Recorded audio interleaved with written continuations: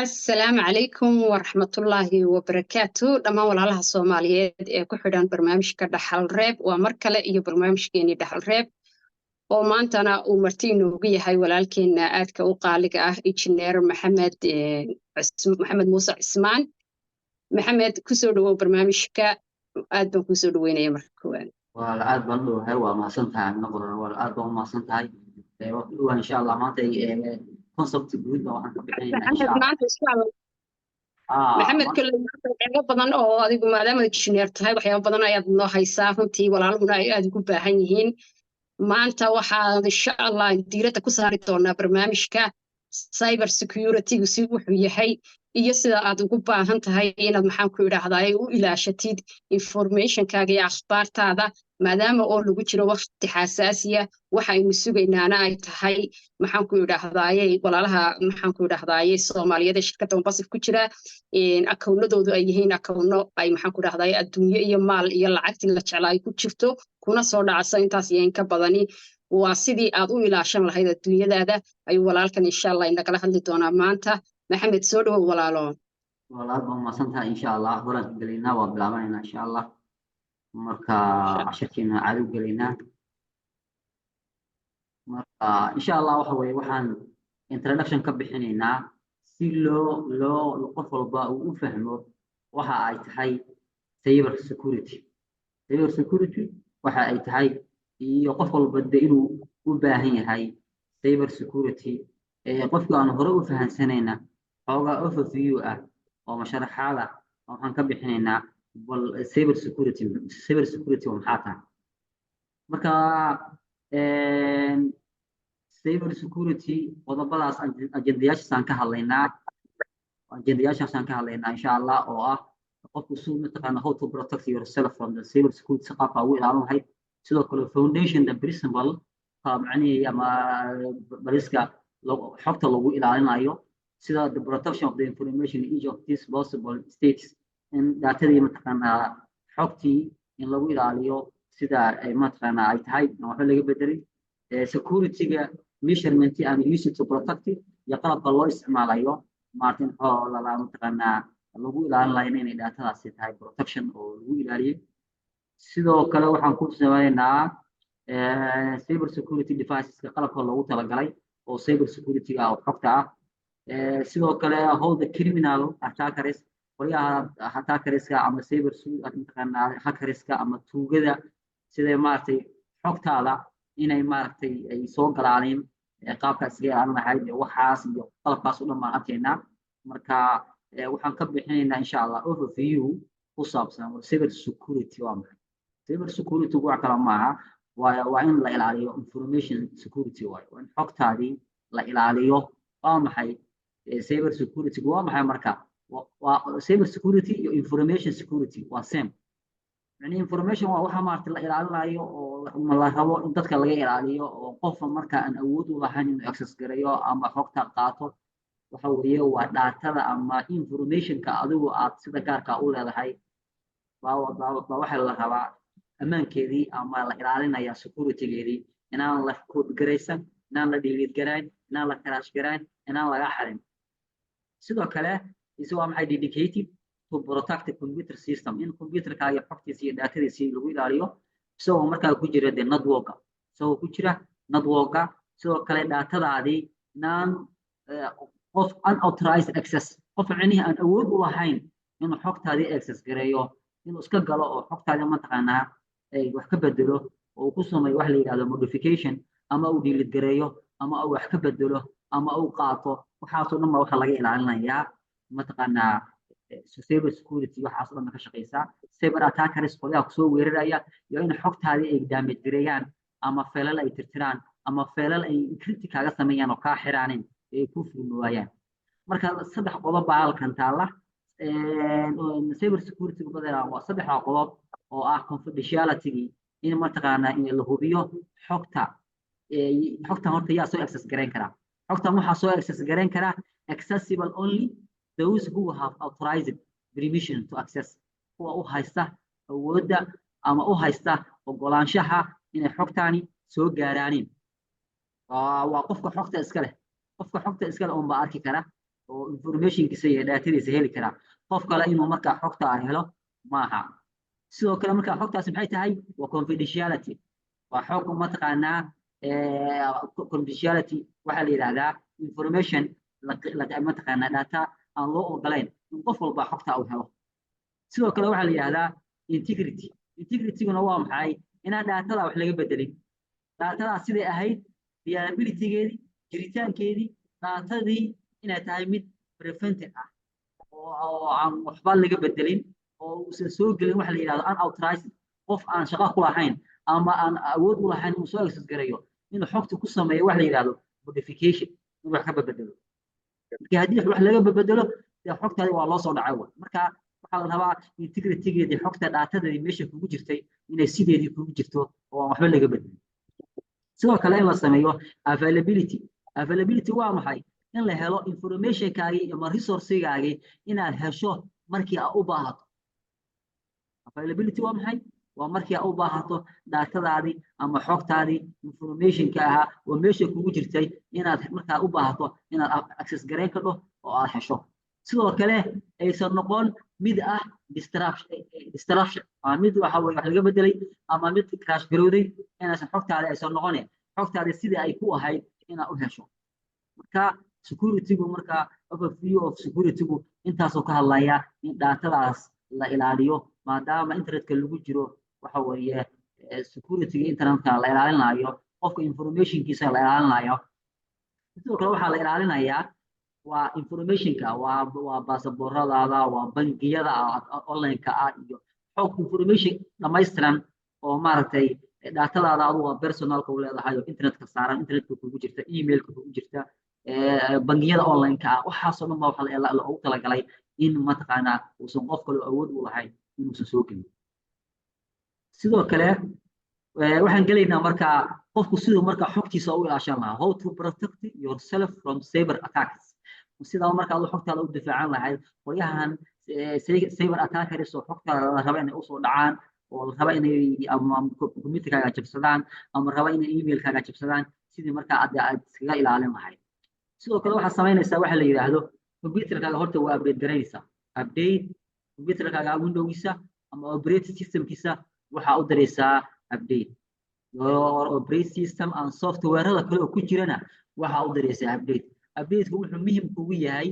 inaa mataqaanaa systemkaasi functionalitygiisii iyo maaragtay mar walbo systemka la update gareeyo waxaa lagu soo daraa files iyo systems loogu talagalay inuu ilaaliyo qofka xogtiisa datadiisa baa loogu talagalay updateka faraha badani oo shirkadu ay soo samaynayso waxay la dagaalamaysaa attackerska soo hagareynaya softwareka shirkadda ama window operating system ha ahaado ama another software ha ahaadee mar walba upgrading ama update waxaa loogu samaynayaa faylashiiba wax la securitygoodii la ilaalinayaa waxbaa laga bedelayaa waxbaa la xoojinayaa updatekaasi markaa inuu qof computerkiisa ama mobilkiisa u diro ama softwareka ugu jiro uu u diro way fiican tahay waxay ilaalinaysaa badqabka xogtaada iyo datadaada marka qofku inuu computer laptop leeyahay waa inuu update gareeyaa softwareda ku jira all softwareska ku jira waa inaad update garaysataa update waa inuu ku yahay hadda windowga badanaa wuxuu wataa waxaa loo yaqaano wuxuu wataa antivirus buu wataa antiviruskaasuu update gareynayaa markuu update gareeyo wixii internetka kaa soo raaca wuu kuu sheegaya wuxuu kuleeyahay iska iskaan gareen wuxuu kuleeyahay iska saar wuxuu kuleeyahay maaragtay xog baa data soo dhacday notification baa kuu soo dhacaya notificationka ha iska xirin notificationka akhri notification wuxuu ku leeyahay waa laga yaabaa waxun baa soo galay waxaasaan dareemayaa faylal unwanted software baa soo galay programma meelo kaloo khaldan baa gashay meelaha gashay waxbaa kaa soo raacaya internetka meel walbo aad tagto application walbo aad tagto virus iyo waxbaa ku lamaan marka computerku hadduu update ku yahay wuu iskaan gareynayaa markuu iskaan gareeyo kasoo saarayaa files ama mataqaanaa oo aan loo baahnayn oo virus ah oo computerka kaa istaajinaya kaa xumaynaya saa darteed marka isagu iskaan buu dirayaa kadibna wuxuu leeyahay waxaasaan soo qabtay iskaan garee iska saar remove marka iska hagaaji marka computerku marka isaga awaal ku siinaya notificationka kuu soo dhacaya waa inaan computerkaaga la socotaa marka mataqaanaa updatekiisa waana la socotaa notificationka uu kuu soo dhigay marka updateku aad buu muhiim u yahay hadday laptop tahay iyo hadday tahay mobileba marka insha allah iska ilaaliya sidoo kale waxaa iska ilaalisaan waxaa la yidhaahdo inuu qofku linki email baa lagu soo dirayaa ama xayeysiin facebooka saaran oo kale waxaa lagu leeyahay linkigan taabo waxaasaa lagu siinaya waxaa jeceshahay baa lagu siinaya ama loof baa lagu soo dirayaa ama waxyaala uu qofku xiiseynayo markaa isleedahay wax xiiseynaya baa lagaaga soo dhigayaa kadibna waxaa click baa siinaysaa click markaa siiso waxaa dhacaysa in ogolaansho adaa u ogolaaday kasoo qaado kale hadda facebooka oo kale baa la rabaa in lagaa jabsado waxbaa lagu soo diraya emailkaaga wax lagu soo dirdiray emailkaaga baa la helay emailkaaga wax lagu soo diray emailka marka wax lagu soo diray emailkii baa ku dhufatay marka permissionka iyo ogolaanshaha adaa siiyay haddaa linkiga click siiso يعني waxaa dhan waa lagala wareegaya emailkii baa lagala wareegaya waxaa lagala wareegayaa facebooka hebel baa facebooka laga jabsada hadaa maqasho waa qaab noocaas linkiya noocaas dadka loo dira marka xogtaada iyo informationkaaga iyo datadaada iyo emailkaaga halkaas waxa weeye lagala baxaya qofka marka inuu linkiyada iska ilaaliyo oo linki uusan aqoon waxa weeye uusan ku dhufan waxa kana waxa weeye internetkaas uu ka soo raacaya internetkaas lagaaga soo diraya kadibna ogolaanshaha laga rabaa ogolaansho waa maxay click baa siisay waxa wada bilowda tawfiiq sometimes marka qaar kood waxa dhacaysa in qofku software ama programs la soo dego programka internet kala soo degayso marka la soo degayso fayrisiya la socda fayriskaas la socda computerka uu ka damage gareynaya datada uu ka damage gareynaya computerka uu ka cuslaynaya waxyaalo badan buu keenaya marka security-ga wuxuu u baahan tahay qofku laftigiisu security-ga qayb uu ka yahay hadda adigu faylashaas ogolaato oo click siiso xogtaada adiga dayacay xogtaadii adigaa dayacay marka software-kii ay fahmi weydo iskaba saar oo iska tuur oo iska dhigo waxa jirta in maxaan ku dhahdaay dad ay shirkadda maadaama Onbasif inagu aynu ka tirsannahay dad baa jira iska soo dhigaya Onbasif supportiga qaybtii supportiga oo kale waa kaas hadda email baa lagu soo diraya email marka lagu soo diro waxaa dhacaysa in mataqaanaa emailka lagu soo diray ka jawaabto ama ku dhufto marka already xogtaada dhan waa lala wareegaya emailkaaga waa lagala wareegaya Onbasif akoonkeeda dhan baa lagala wareegaya inaa marka waxa la rabaa akoonka ku isticmaalayso gmailada aad isticmaalayso waa inay ku kala duwan yihiin gmailada hadda bangiyada iyo waxyaalaha ku isticmaalayso email aad isticmaasho iisoo noqon oo maaragtay khadka badanaa ku jira emailkaaga security-giisa adkee password fiican ku xiro maaragtay authenticator-ka ku xiro two factors-ka waxyaalo badan baa la rabaa qofku inuu ku xiro marka haddii waxa lagu xiranayo iyo qaabka wax loogu xiranayna waa arkaynaa marka qofku inuusan waxa mataqaanaa emailada aad aqoon aad iska ilaaliso software-ska aad aqoon aad iska ilaaliso programma waxaa jira marka qofku abka la soo degayo kale xayeysiino ku soo dulfuulaya xayeysiimaha qayba fayrisa qayba xayeysiin caadiya waa la soo dhex gelinaya waxan qolyaha ka dhex shaqaysanaya xayeysiin baa lagaaga dhigaya wax fiican indhaha lagaaga dhufanaya click baa siinaysaa permissionka adaa siiyey marka waxaas oo dhan waxaa lagaa rabaa inaad ka taxadada lagaa rabo sidoo kale waxaa lagaa rabaa waxaa iga telefonkayga khad baa iga soo dhex galay qaybtan maxaan ku idhaahdaa supportiga oo kale iminka shirkadda oo kale waxaan arkayay maxaan ku idhaahdaa qaybo linkiyo la isku soo dirayo email la isku soo dirayo oo la leeyahay qaybtii supportiga ee Onbasif baanu nahay mana aha qaybtii supportiga ee Onbasif marka muhiimadda ay leedahay dadku wax kasta oo magaca Onbasif wata inayna iska dhex gelin oo iska furan bal halkaa walaalo noogu yara tulistaag insha Allah email ku soo diray oo maaragtay aadan hubin oo mataqaanaa waxaan waa cadowgu waa iska badan yahay email wax walba lagu soo gaban karo waa lagu soo gaban company-ga hadda Onbasif inagu ku jirna waa support la iskaga ka dhigaya qof dadka madaxda ah oo maaragtay leaderska waaweyn baa la iskaga ka dhigaya kadibna waxa weeye xogtaada baa la rabaa in si yar oo easy ama fudud lagu wareego kadibna marka hadda adigu software email lagu soo diro emailka ku dhufo lagu yiraahdo waxaasan ka caawinaynaa saasaa jirta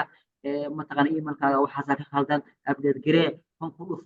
kan ku dhufo marka lagu yiraahdo already waxaaga userkaagi passwordkaagi xogtaadi datadaadi way la wareegayaan mar haddii la wareegaana waa bye bye marka waxaas marka la rabaa qofku mataqaanaa inuu waxaas supportiga iyo waxyaalahaas maaragtay emailka lagu soo dirayo oo dusan fahmin dadka leaderska qofku la wadaago leeyahay email baa la soo diray wana fahmi waayay waa ka screenshot ka soo qaado haddii dadku leaderska yiraahdaan waa sax haddii dadka leaderska yiraahdaan waxaas waxa kama jiraan iska dhigi diray oo iska ilaaliyo waxaas marka waa in mataqaanaa la isla socdaayo maaragtay adigu go'aan keliya ha iska qaadan waxaad samaysaa dadka top leaderska oo kaa sarreeya la kaasho haddaadan aqoonteeda lahayn haddaa aqoonteeda leedahayna wax fahmaysidna wax iska aqriyo waxa kan waxa weeye waa in mataqaanaa xogtaada iyo akoonkaaga loo dhacaa la rabaayo ka taxadar oo iska ilaali insha allah waxaan kaloo samaynaynaa inaan qofku markuu akoonkiisa qofka ambassador akoon ku leh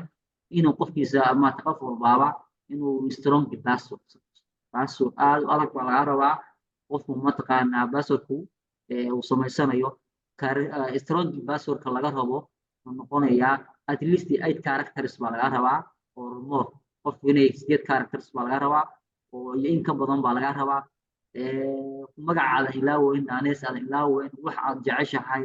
adigu magaca waa laga rabaa inkastoo ay ku fiican tahay qofku inuu magaciisa ku samaysto ma fiicna sababtoo ah waa lagu raadin karaa waa lagu doondooni karaa waxaa fiican magac kale iyo ama naanees hore ama wax un kale inuu qofku ku samaysto kadibna uu ku daro wax la yiraahdo isku daro letters iyo numbers inuu mixed isaga dhigo oo isku qaso nambaro iyo letters uu isku daro letterskana waxaa ka dhigaysaa sidoo kale upper case iyo lower case oo ah inaa xarfo capital ka dhigto inaa xarfo small ka dhigto numberna aad raaciso sidoo kale inaad raaciso waxa loo yaqaano one more special characters inaa calaamada hash ama ad ama calaamad su'aal ama calaamad layaab waxa soo inaad raaciso oo aad ku darsato security oo markaa ka dhigto security-gaagu high buu noqonaya waa adkaanaya haddii kale laakiin aad ka dhigato 1 2 3 4 1 2 3 4 5 haddaa ka dhigato ama maxamed ama cali 1 2 3 4 daqiiqad baa la helay marka marka security-gaagu xogtaada kugu adkaato intaa lagu sheegay oo strong password ah waana ka dhigataa haddaa rabto waxaad ka dhigi kartaa 8 character-ga sidaas baa wax ku daraysaa 8 characters waa maxay waa 8 xaraf waana ku dhaa 8 xaraf markaa ku dhawaana ku dhaa letters xarfiya qoday waa ina qaybna capital ka dhigtaa qaybna small ka dhigtaa number ku dhaa special characters waa maxay waa at iyo hash iyo calaamad su'aal iyo calaamad layaab marka ina intaas markaa ku dhaa sidoo kale ina ku dhaa should be change the regularly ina si joogto ah maartay 3 bilood oo kale 2 bilood oo kale inaad mar bedesho way fiican tahay qofku markaa security-giisu oo maartay maadaama wixii ay lacag tahay waxa fiican inuu bishii mar ama 2 bilood mar uu bedelo maartay si markaa waxa laga yaabaa inuu maartay fiican tahay oo qofku inuu xogtiisa iyo data-diisa ilaashado uusan hal password ku ilaawin sidoo kale waxa laga rabaa don't use the same password more than one account halkii password waxa uu isticmaashaa hal account isticmaal laakiin hadda ka soo qaad shan account baa on password ku leedahay shanta account oo on password ku leedahay hadda hal password u isticmaasho akoomada leedahay dhan waa loo soo daadanaya akoon walba waa inuu ku leeyahay password gaar passwordkii hore ka duwan marka mid walbaaba akoon walbaaba hal password oo ku gaar u isticmaal haddii aadan u isticmaalin emailka lagu soo diray xogtaada iyo dataada waa la helayaa kadibna waxaa la ogaanayaa inaa halka password akoomada oo password ay kaga jirto dhan u isticmaasho kadibna waxa way xogtaada waa lagala wareegaya waa laga jabsanaya marka qof walba waxaan kula talinayaa oo aan password 2 akoon 3 akoon 5 akoon 6 akoon ku leh inuu passwordada kala bedelo kala meel gaar ah ku qorto uu kala bedelo passworddaas uusan hal password ka wada dhigan maadaama ay kala yihiin different gmails ay kala yihiin different password kala samayso si xogtaadi haddii mid laga dhaco si ku kala aan laga dhicin oo aadan waxa weeye xogtaada u wada waayin marka waxaaga ilaasho dhibaatadaas oo dhibaato aad u weyn maxamed oo haysata waxaan arkay walaalo badan oo kule hal password ma naga xiftii karayna hal password oo quraatan ku wada samaysanaa account-nada dhane laakiin alxamdulillah qofku waxa la rabaa aw password waxa ku leedahay account qofku inuu waxa weeye account-kaas uu isticmaalo password gaar ah bangiga account baa leedahay bangiga account-ka waa inaad password gaar ah u isticmaashaa gmail baa leedahay waa inaad u isticmaashaa account gaar ah oo password gaar ah oo maartay akoomadaadu hadday isku password noqdaan xogtiisa si easy lagu heli karo baa noqonaysaa waxaa la ogaanayaa passwordka isticmaalaysaa inuu password aad u fudud yahay si mataqaanaa fudud bana loo helayaa akoomada online-ka baa laga jabsanaya bangiyada online-ka baa lagala wareegaya meel walbo aad mataqaanaa waxa aad gelisana xogtaada waxa laga yaabaa si fudud in lagu helo maadaama hal mid la helo ilaa waxa weeye nimankan hackerska ah way kugu dayeen magacyada iyo xogta isticmaasho iyo hal baasoo hadday kaa helaan waxyaalo badan bay kaaga tijaabinayaan qof walba waxaan rabnaa walaalaha ku jira oo baasif inay mataqaanaa arrintaas ka taxadiraan oo iska ilaaliyaan marka sidoo kale waxaa jira qofku wuxuu isticmaali karaa waxa la yidhaha hadda Facebook oo kale iyo Google oo kale iyo waxyaalahaas waxay leeyihiin wax la yidhaahdo two factors authenticator kasoo qaado kale waxa weeye haddaan rabto inaan gmailkayga meel kale ka galo wuxuu ii soo dirayaa authenticator buu soo diray wuxuu leeyahay gmailkaaga meel kale aan rabaa laga galo ogolaansho ama permission buu aniga weydiinaya ma adiga uu ku oranayaa mase waa qof kale haddaad tiraahdo waa me oo waa aniga waa kuu gelaya haddaad tiraahdo aniga maaha wuu kaa diidayaa marka qofku iskama soo geli karo passwordkaaga ma bedelan karo intuu gmailka hadduu xataa qofka haddaan anigu aan ku siiyo gmailkayga passwordkiisa aan ku siiyo ama facebookayga passwordkiisa aan ku siiyo aan ku raadi aaminay gal ma geli karin ilaa authenticatorkaas aniga ii sheegaya kadibna wuxuu leeyahay niyahow koor baa ii soo dhacaya ama wuxuu leeyahay qofkaas ma u aqbashay haddaan ku aqbalo waa geli kadhaa haddaan anigu aan ku aqbalina aniga maahi baan oranaya waa ankiraya kadibna kuu geli maayo waa kaa diidaya marka qofku waxa fiican gmailkana inuu furto gmailku waa leeyahay two factors authenticator baa la yidhahdaa waa furanaysaa kadibna waa maxay mobilkaaga uu kugu soo diraya xog mobilkaaga ku ogaanaysa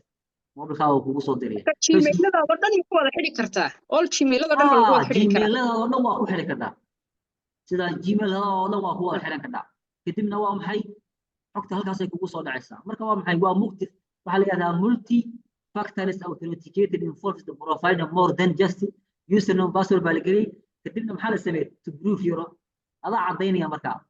ogolaanshaha adaa leh haddaan email ku soo diro passwordkayga ku soo diro koro aamina gal oo aad dacaa inaad gasho anigu ii soo diraya email buu ii soo diraya ama wuxuu ii soo dirayaa message fariin buu ii soo diraya notification waa inaan aqbalaa anuu marka wadaada ha me waa aniga oo waa gelaysaa marka haddii kale ma geli karin marka google-kuna waa leeyahay facebook waa leeyahay oo baasibna waa lagu soo daraya laftigeena oo waxyaalahan KYC-ga iyo waxyaalaha lagu daray ay ka mid tahay marka taa laftigeeda marka waxa weeye qofku inuu isticmaalana waa fiican tahay oo gmail-kaagana adkaysato facebook-gaagana adkaysato google laftigeedana waa maxay dee hadhow KYC-ga waxaa lagu soo darayaa maaragtay in qofka muuqaal ahaan loo iskaan gareeyo oo qofka facekiisa la iskaan gareeyo baa lagu soo darayaa marka insha allah inaa waxa weeye maaragtay hawsha ku baraarugsanaataan internetku cadow fara badan buu leeyahay marka inaan cadowgaas ayna maaragtay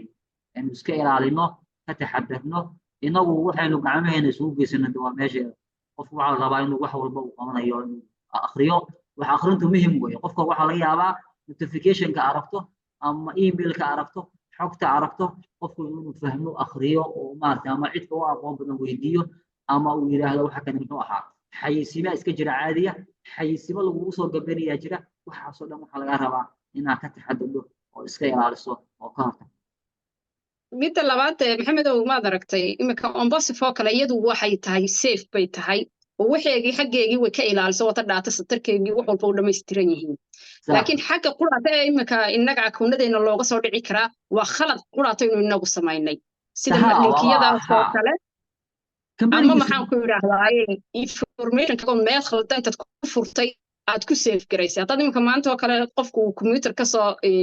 qof kale ka qaato uu ka isticmaalo oo basif